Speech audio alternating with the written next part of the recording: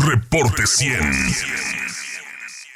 Alfredo Lecón es activista defensor de los derechos humanos, integrante del colectivo Seguridad Sin Guerra, y le agradezco mucho que nos tome esta llamada esta mañana. Alfredo, ¿cómo estás? Buenos días. Buenos días, Juan Carlos. Yo te agradezco a ti y te saludo con mucho gusto. Por cierto, no comparto el hecho de que de este hashtag senadora con C, porque sí hacen una burla de la senadora, pero bueno, quise... Con eso quería empezar justo, sí, creo que las críticas se valen. Sí, pero esa parte no. No. Esa parte no. Tenemos que evitar. Lo que yo destaco es la parte del viraje, pues. Sí. ¿Qué diferencia hay entre lo que hizo Calderón, entre lo que hizo Peña y lo que ahora por escrito está poniendo el presidente López Obrador? Pues lo de hoy es mucho peor. Yo creo que ni Calderón en sus sueños más salvajes pensó que pudiera tener las condiciones políticas y el control de un Congreso callado y de una pandemia incluso para avanzar la militarización y profundizarla al nivel que lo está haciendo el presidente López Obrador. Ya deja tú lo que puedan decir la senadora Citlali y John Ackerman y tantos militantes hoy de la 4T. Lo que el propio presidente López Obrador decía como opositor, pues es un cambio monstruoso, en el sentido que el presidente tenía el diagnóstico correcto cuando era opositor. No es con el ejército, lo dijo varias veces, en muchísimas ocasiones, como se resuelven los problemas de inseguridad y de violencia en este país. Hay evidencia de sobra que la militarización de la seguridad pública no ha traído ningún resultado positivo. No hay nada en esta crisis de derechos humanos, en esta crisis de violencia, con la que se podría asegurar que la estrategia de los gobiernos anteriores haya funcionado, que mantener a las Fuerzas Armadas en las calles haya funcionado. La apuesta de López Obrador, desde que llegó al gobierno, ha sido lamentablemente la misma. Ha sido profundizar ese proceso de militarización, y lo vemos desde que la Guardia Nacional, la primera iniciativa de la Guardia Nacional, la del presidente, fue enviada al Congreso de la Unión, proponía algo mucho peor de lo que quedó. Proponía de plano entregarle el control de la seguridad pública a los militares. Recordarás, y lo hablamos incluso aquí en varias ocasiones, que en ese proceso legislativo que creó la Guardia Nacional a finales de 2018, principios de 2019, del año pasado, hubo una oposición muy fuerte por parte de la sociedad civil, de los organismos internacionales que en materia de derechos humanos y de la oposición política del país, y se logró frenar ese plan que tenía Andrés Manuel López Obrador de entregarle todo a los militares. Lo ha hecho no nada más en la cuestión de la seguridad pública, sino que ha fortalecido su poder económico entregándoles contratos y haciéndolos partícipes de proyectos prioritarios de su gobierno, y el poder económico se iba fortaleciendo mientras se le iba fortaleciendo también su poder político con leyes como la que pretendía aprobar en un inicio de la Guardia Nacional. Pero bueno, le arrebatamos esa intención al presidente. El presidente cedió afortunadamente, y por eso hay una constitución que defender. Por eso hay principios para la actuación de las Fuerzas Armadas, mientras la Guardia Nacional, que tendría que ser un órgano civil, pero no lo es, se fuera desarrollando. Y esos principios quedaron plasmados en un artículo de esa reforma, que es el famoso artículo 5º transitorio. Son 5 principios. La participación de las Fuerzas Armadas, que tiene que ser extraordinaria, que tiene que ser subordinada, que tiene que ser complementaria, que tiene que ser regulada y que tiene que ser fiscalizada. Pero esos principios no se los inventó el presidente ni los inventaron los legisladores. Provienen de una sentencia de la Corte Interamericana de Derechos Humanos, que justo cuando empezaba el proceso legislativo de la Guardia Nacional, condenaron a México por la desaparición forzada de las hermanas y el hermano Alvarado. Una familia que sufrió el flagelo de sufrir 3 desapariciones forzadas, y cuyo caso llegó a la Corte Interamericana de Derechos Humanos, y fijó en su sentencia que estos criterios que te acabo de denunciar, estos 5 criterios, tendrían que regular el actuar extraordinario de las Fuerzas Armadas en temas de seguridad pública, porque no son los temas de seguridad pública los que tienen que atender las Fuerzas Armadas, y por eso mismo son extraordinarios. Ahora, como quedó plasmado en la Constitución, lo responsable lo correctamente democrático habría sido que el Congreso, que no ha hecho nada en el último año en esta materia, y hay una responsabilidad política ahí también para la oposición y para los partidos, todos los partidos que están en el Congreso de la Unión, hubieran llamado a la construcción, a generar un proceso, por supuesto con la sociedad civil, con las Fuerzas Armadas y con todos los que tuvieran que participar, para regular adecuadamente ese artículo. Porque ese artículo, justo como decías, fija que la participación de las Fuerzas Armadas tendría que ser bajo esos principios, pero solo hasta 2024, hasta el 26 de marzo de 2024. Porque como la Guardia Nacional, se supone, tendría que estarse integrando y desplegando de forma adecuada, es un hecho que las Fuerzas Armadas no podrían salir de un día para el otro de las calles. Nunca nadie pidió eso. Quien lo pide, pues no entiende que hay muchos rehenes donde las Fuerzas Armadas no se pueden retirar sencillamente, pero ya no tendría que haber seguido siendo como antes. O sea, sin fiscalización, sin una claridad en el objetivo de sus despliegues, con delitos específicos que van a perseguir. Y el decreto que ayer publica el presidente, pues le da de un plumazo, un borrón a esa responsabilidad que tuvo que existir para que se creara un proceso o que se echara a andar un proceso legislativo amplio donde ese artículo quinto transitorio se hubiera regulado de la forma correcta.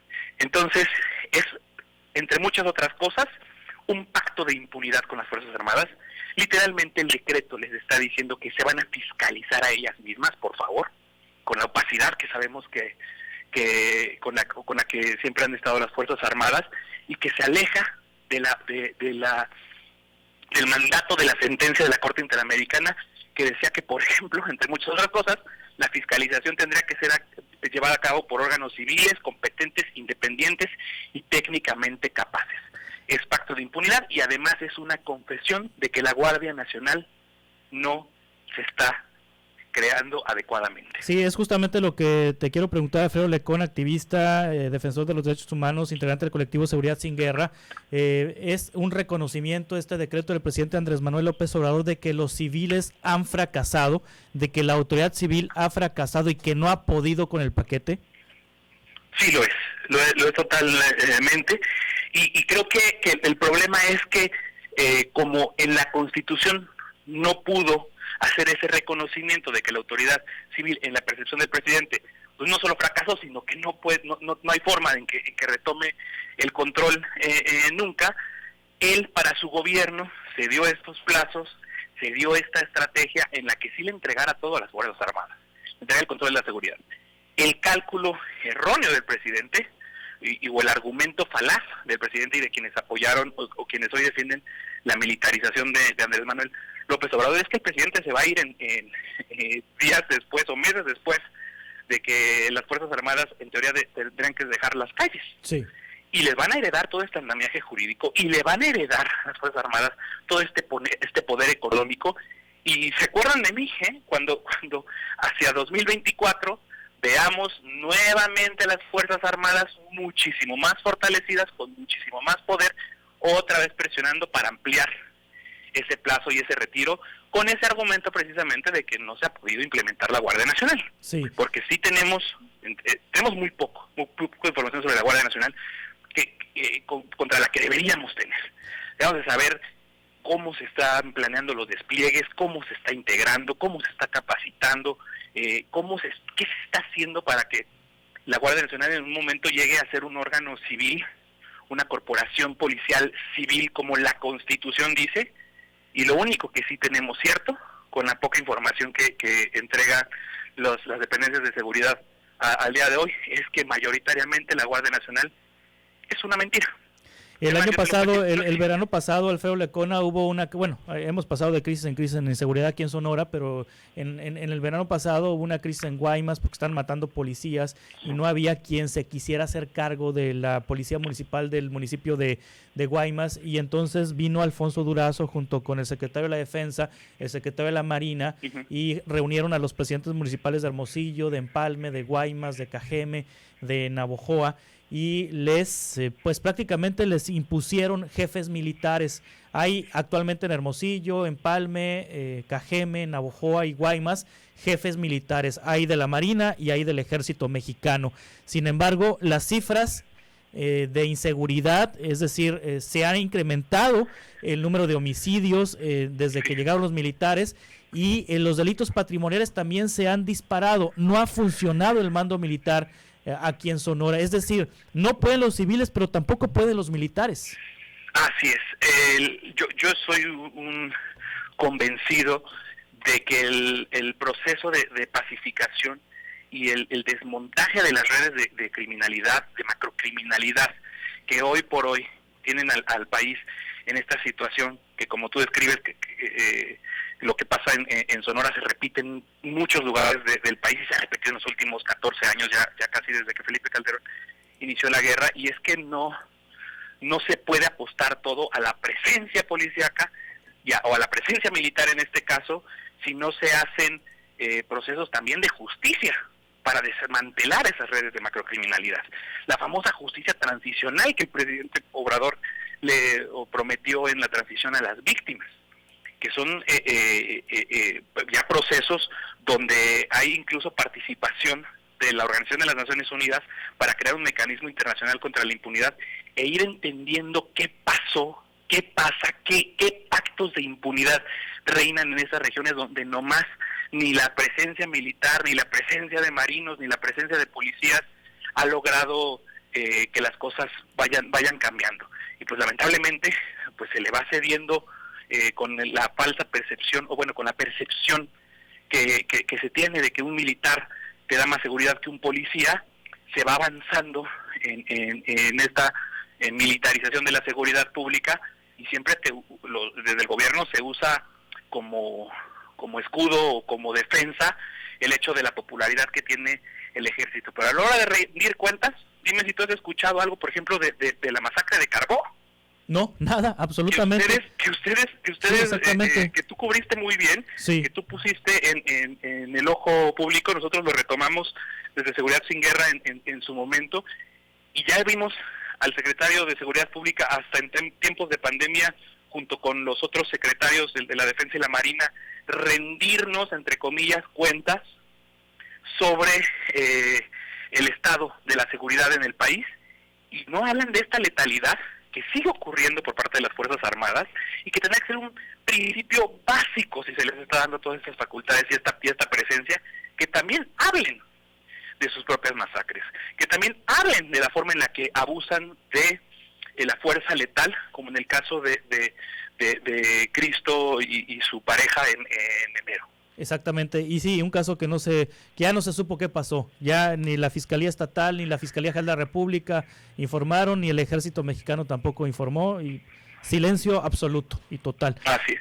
Alfredo Lecona, muchas gracias. Al contrario, les mando un fuerte abrazo. Gracias, Alfredo Lecona, activista, defensor de los derechos humanos, integrante del colectivo Seguridad Sin Guerra. Reporte 100.